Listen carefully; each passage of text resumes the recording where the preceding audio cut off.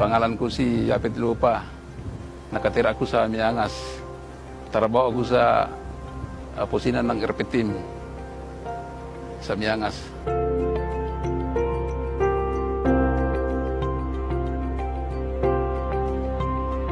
Ang pangalan ko, Lolita Pade Managbanag. Ang anak ko, paalima. Ngayon, 5. Nandito kami sa Miangas. Dito kami nakatira ngayon.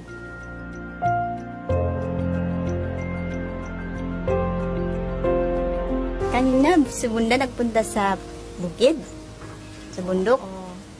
Nagpunta kanina. Pero, ha? Anong oras? Alas 10? Alas 10 ng umaga? Oo. Ba't hindi ako tinawag?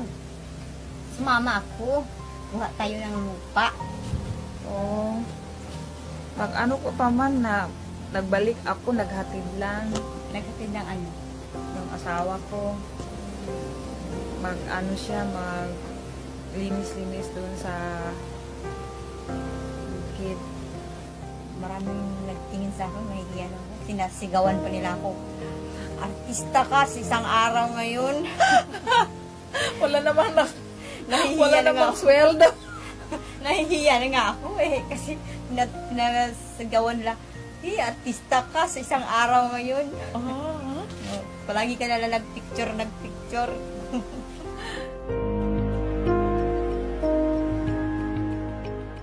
Saya asli.